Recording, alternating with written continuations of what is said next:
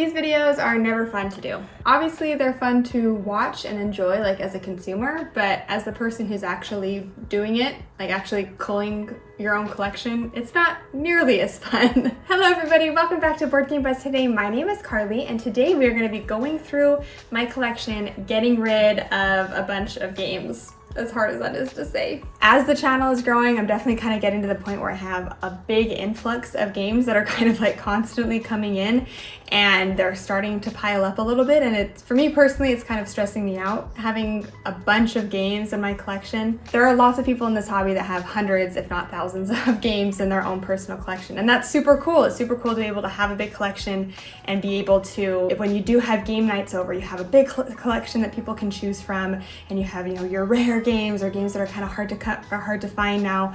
And so I think that's amazing and that's super cool for them. But for me personally, I would rather have a smaller, more refined collection of games that I think are either really, really unique in some way or hold a special place in my heart, or games that I genuinely love, than having a big collection of games that I think are just kind of okay. So because of that, I'm always culling my own board game selection. Obviously, I have all the games right here, but I also have games in our bedroom and then also in the basement. So I do have a lot more games than are just shown right here. But I am constantly kind of going through. I find myself very often at night just kind of looking at the games, being like, okay, do I really need to keep that one? Do I really want that one? Because games are meant to be played, and I don't think I just don't want to be holding on to games if I know that like I'm hardly ever going to table them, or I most likely won't even table them ever again. Like, what's the point? They don't bring me joy by just sitting on a shelf necessarily. Having lots of stuff in my life, it really clutters up my head, and it like stresses me out. It gives me quite a bit of anxiety actually. But having lots of stuff, kind of try to keep a really minimal house, try not to have a lot, because it just helps my brain process and it helps me kind of de-stress a little bit. So having said that, there's been a handful of games that we've gotten recently on top of a bunch of other games that we've kind of been holding on to for a while. And I was thinking last night, I was like, you know what, let's just go through. I'm gonna kind of simplify a little bit, get rid of some games, try to see if there's some that we can get rid of. And while I was thinking that, normally I just kind of quickly do it, but since it's kind of piled up, I was like, you know what, let's try to make a video of this on the channel. I always really love it when content creators kind of go through their own personal collections. Like I think Jenna over from the Board Game Garden, I think hers was the last one that I watched, where she just kind of, went through her collection and pulled a handful of games. I think she ended up like pulling like 10 games or so, that she decided that she wanted to move on so other people could enjoy. And I loved that. I loved that video. So I was like, you know what, let's try to reenact that a little bit here today. And plus it's also time that I need to like dust off my games because they're getting a little bit dusty. So I'm just gonna be taking all the games off of or out of the areas that I currently have games. Kind of go through, and I will hopefully find a handful of games that I feel like I can part with. And then we can sit down afterwards and talk about the games that I decided to get rid of and why I am getting rid of them. So, all right, let's jump into this and see how it goes. Fingers crossed that I can at least find some to get rid of.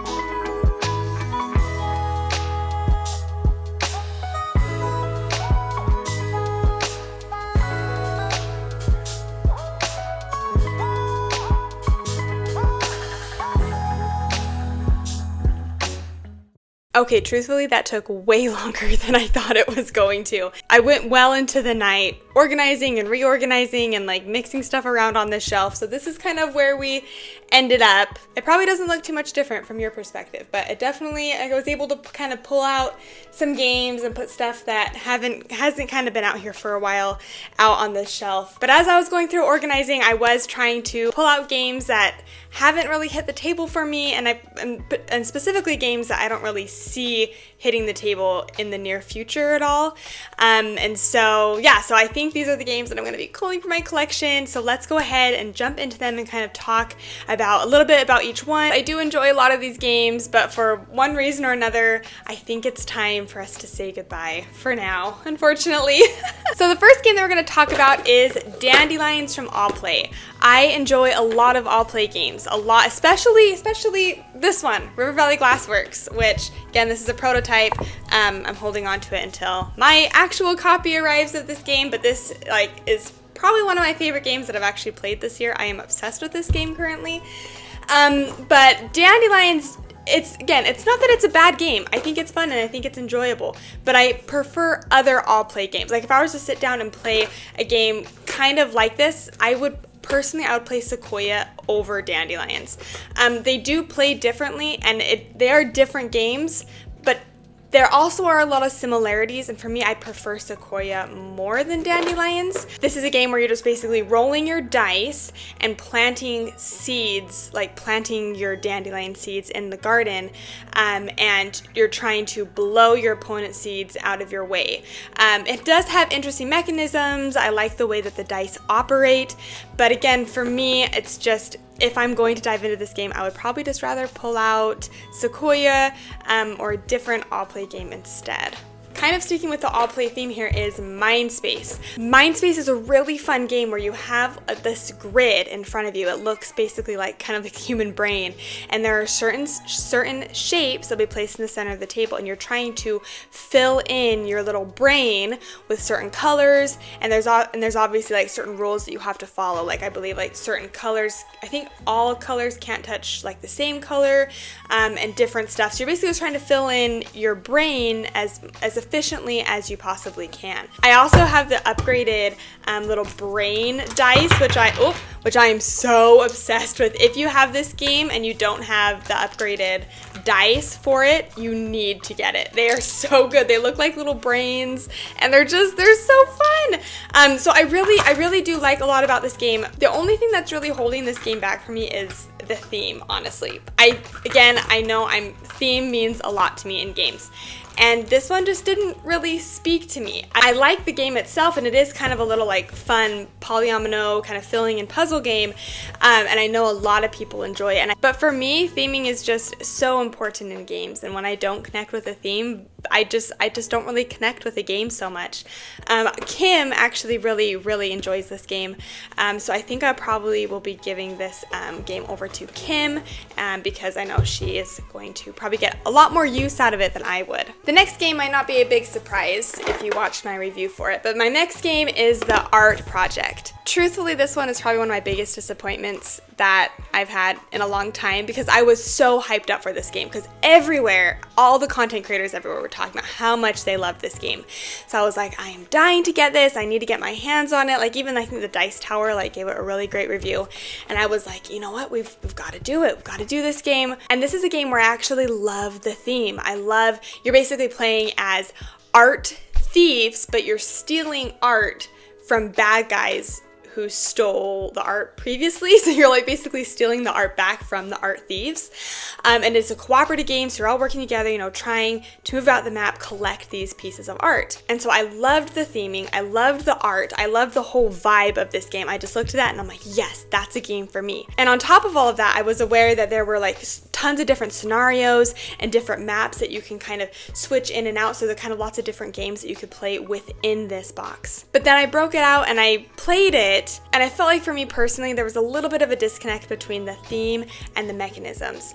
It felt just kind of very mechanical in regards to, you just basically had cards, you were playing them just to collect those symbols, to then spend those symbols, and it just I don't know, it just didn't quite hit right with me. However, this game is very highly rated. Lots of people are loving this game right now.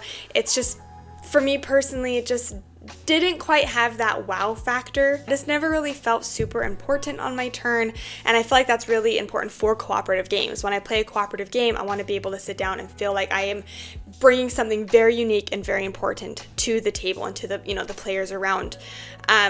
And I felt in this game, I just kind of felt like another person laying cards. I am absolutely obsessed with the fact that there's so many maps in here though, so many different, and every map kind of changes up the game a little bit. So I love that idea. I do think it is a very solid game. Just for me personally, it just didn't quite hit quite as hard. So the only reason that this next one is leaving is because I actually already have a copy of Skull King. I have a revised copy, and I realized as I was going through it, I didn't realize I had an older copy of Skull King. So I'm gonna go through and make sure that all the cards are in here, because I believe this is the game that my kids would take out and play occasionally. So if I do have all the cards in here, then maybe I could do like a little giveaway on the channel for this game, for Skull King, because I love Skull King. It's such a great game. This next game is another one that I believe I rated relatively highly. I do like this game. I just I haven't pulled it off the shelf literally in months. Like, I think the last time I actually pulled it off the shelf was when I did the review for it. And so as I was going through all my games, I was like, this is not gonna hit the table. I don't see myself pulling it off the shelf anytime soon. So let's send it on to somebody who will play with it more, because games need to be played with. But that is Four Gardens. This game is all about that toy factor. It has a huge, big, I forget what it's called. It's not a gondola. I keep wanting to say gondola, but it's not. Pagonia? Begonia. Is it Begonia? It's something that like is in the middle of the table, and you spin it. Like throughout the game, it will slowly be like spinning back and forth, and then you'll be collecting the resources that are shown on it. And I loved that little gimmick. I thought it was such a fun thing that they added, and the insert in this game is incredible. So let's see if I can pull it up to show you really quick. So if you can see all of the little towers, like you make them and then they fit perfectly into the game box. So when you want to take out the game, you literally just take it out and you set it up. So I'm obsessed with the insert, and I love the little toy factor of this building here. But I thought the game was fine, and in a collection where I have so many great games, it's not very likely that I get to games that I think are okay, like it's a good game. I would definitely recommend it if you really are interested in it. I do not think this is a bad game at all. But it just doesn't stand out, I guess. The mechanisms, nothing about the mechanisms is intriguing enough to pull me back into this game. We're back to another all-play game. Bites just didn't quite pull me in, honestly. My kids enjoy it, but my kids have so many games now, like we have not pulled this off the shelf in forever. So hopefully I can kind of sneak this on to another family who would enjoy it probably more than me. Again, I enjoy a lot of all-play games. This one just didn't really hit right. And yes, one could argue that, you know, it's a kid game. If I have other kid games in my collections that I do enjoy playing with my kids, I am naturally going to be like pulled towards those more than a game that my kids do enjoy, but I don't really care to play as much. The theming in this one is really cute. You're basically at a picnic, you have food kind of like spread across the table, and you'll be moving ants down, collecting those food, and then once the ants reach the end of, you know, your little food track, then you place them onto basically this scoring, like this tiered scoring track, to kind of indicate how much each particular food will be worth at the end of the game. And so because of the fact that at the beginning of the game you're just kind of aimlessly collecting food, not really knowing how much that food will be worth at the end of the game, I feel like the big part of at least the beginning of the round, I'm just kind of aimlessly collecting stuff, just kind of trying my best to collect either a lot of one, and then hoping I can push that ant to the end quicker. But it doesn't give me enough direction at the beginning of the game to keep me invested. I would rather play another kid's game with my kids than this one, personally. This next one might be a little bit controversial, and I'm still debating. I don't know, I might not call it. I don't know. Azul. I like Azul. This is not a diss on Azul at all, because I really do enjoy it. My thing is I feel like River Valley Glassworks has replaced Azul for me. And I know that, like, when I first played River Valley Glassworks, I was like, this is not like Azul at all. It's very different. But the more that I've been playing so much River Valley Glassworks, especially on BGA. Like, I think I'm in like 3 games of River Valley Glassworks right now on BGA. The more I play it, the more I'm like, you know what? Yeah, I do see, this does feel like Azul to me. And now, like, if I were to sit and be like, okay, do I want River Valley Glassworks or do I want to play Azul? I will always pick River Valley Glassworks over Azul. And on top of that, I'll show you what else I have down here. Not only Azul, but I also have the chocolate version of Azul, which is essentially the same game. If anything, the chocolate version of Azul does come with a couple different modules that this one doesn't. So, I don't know. I just don't really feel the need to keep Azul when I have this one. Because, like, why would I need both of these? I guess this is my thing, is why would I need the regular version of Azul along with the chocolate limited edition version of Azul? Personally, I prefer the chocolate theme. Now, my biggest thing with this game is I wish the chocolate pieces looked more like pieces of chocolate. Then that would be like a no-brainer for me, because I think I actually prefer the tiles in Azul more, but the overall theming, I like this one more. So I don't know, I feel really torn. When it comes down to, like, limited shelf space, why would I keep 2 of the same games? Ugh, I don't know. I need to pray about it. So the next one kind of comes in sets of 2. So we have Trailblazer, the Arizona Trail, and then we have, here we go, Trailblazer, the John Muir Trail. The Arizona Trail, the only reason why I'm getting rid of this one is because it is simply a prototype. If you do not deal with prototypes often, then you won't be aware of kind of how janky prototypes can feel sometimes. This one doesn't feel janky. Actually, a lot of it felt really nice. This actually was a relatively nice finalized version of a prototype. However, you know, saying that, there are pieces that are kind of like broken. These pieces they're definitely like not finalized. And I really, really enjoyed this game. But again, because it's a prototype, I don't really feel the need to keep it, because again, when I want finalized versions of my game, basically. So I'm going to be giving this one to Kim because she doesn't care that it's a prototype. And again, it is pretty finalized. There's just a couple small things that for me personally kind of bother me, but she liked it enough that she would like to keep the prototype copy. The John Muir Trail didn't hit quite right for me. I feel like the Arizona Trail, it took this game, which I feel like the core of it had some really good potential, and they just expounded on it and they made it really, really good. The John Muir Trail, for me, there were parts that felt they felt a little fiddly to me. So for me, I really liked the Arizona Trail. Wasn't a huge fan of the John Muir Trail personally. But again, this being a prototype, I don't really feel the need to keep this one either. So unfortunately, I'm going to be passing these on to other people who will probably enjoy them more than me. I would highly encourage you to go over to the Dice Towers review on the Trailblazer, the John Muir Trail. It was really fascinating because I kind of fell more into the camp of what Tom Vassell, like his opinion on the game. But Camilla, she loved this game. She absolutely loved Trailblazer, the John Muir Trail. I actually believe it was one of her favorites of, was it last year when it released? It was one of her favorites of the year that it released. She loved it that much. So if you are interested in this game, I would highly recommend you go over. If I remember, I'll link the video in the description below so you can go, because I think that review gives a really good insight into like 2 different opinions on this game. Another one that I was really impressed by a lot of things regarding this game, especially the setup and teardown. I think it is absolutely brilliant. I love the way that the game actually plays, but for me, the like what you are actually doing turn to turn didn't quite draw me in as much, because I didn't feel like there was enough drive to keep it going. And this game is The Lands of Galzir. The Lands of Galzir is a story-based adventure game where you basically will take on the role of a certain character, diving into this world, and certain events or things will trigger and you'll basically move your way through the story.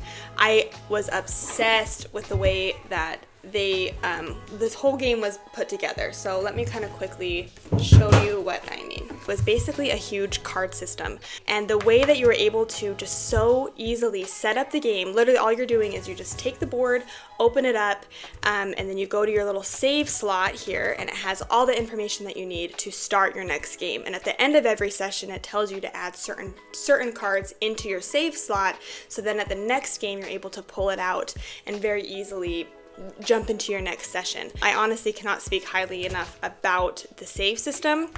However, the thing that's kind of pulling it down for me is the story, because it didn't really feel, it wasn't engaging enough for me. It just kind of felt like I was going around exploring the story, but it didn't really feel like I personally was adding anything to that, if that makes sense.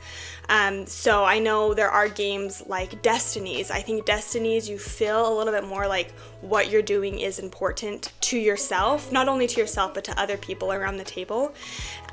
This one, it kind of more felt like you were just going through, almost like reading a choose your own adventure book. So if it sounds appealing to you, I would definitely recommend this. But for me, I think I just need a little bit more drive and feel like I personally am adding more to the story, or kind of interacting with the story in that way, other than just kind of like a choose your own adventure book. So this last game is arguably the biggest game on this list that I decided to call. And I really, there's a lot about this game that I do like, but I think I just prefer the sister game kind of over this one personally, and that is Expeditions. So Expeditions, if you are familiar, hopefully that's not like totally getting cut off in the frame. One second, let me change some stuff around here. If you are familiar with Expeditions, this is set in the same world as Scythe. Even though this is set in the same world as Scythe, it is a very different game. You have these tiles that you will place out in certain locations at the beginning of the game, and you will have mechs, and you will move your mechs onto locations, activating abilities, basically trying to get the most prestige or get the most points. I do think that Expeditions plays better, like if you were to take both of the games, and if you typically play with more players, I would recommend Scythe. But if you typically play with kind of a lower player count, have lower player count with your game groups, then I would actually recommend Expeditions over Scythe. Kim loved this game. All she could do was talk about it.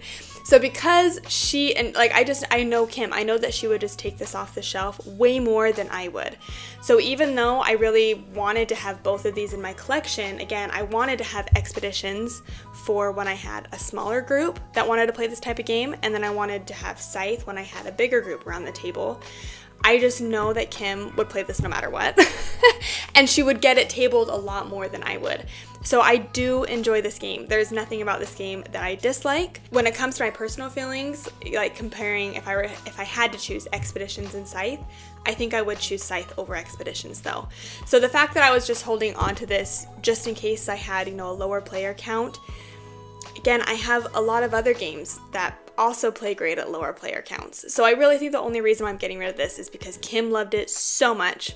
So I was like, you know what? You should have it. It would make my heart happy to make you happy. All right, so that rounds out my list of games that I have decided to cull from this collection. Again, I want to mention that I enjoy so many of the games that are on this table, but for one reason or another, either, certain games replace them, or I just don't really see them hitting the table quite as often. I just want board games to bring people joy, and if they're not bringing me joy or fulfilling a specific need in my collection, then I would much rather pass it on to somebody else who can get joy from it. So these are the games that were on the chopping block this round. If you enjoyed this video and you haven't yet subscribed to the channel, it means so much if you could give this video a huge thumbs up and subscribe, and then let me know the games that you personally have culled from your collection recently. I'm always kind of going through and being like, do I really need that game? Do I really need that game? So I'm interested to kind of see what games you personally think are worth having versus games that, you think you would rather pass on to somebody else. Thanks so much for spending some time with me today. I hope you have a great rest of your day, and we'll see you next time.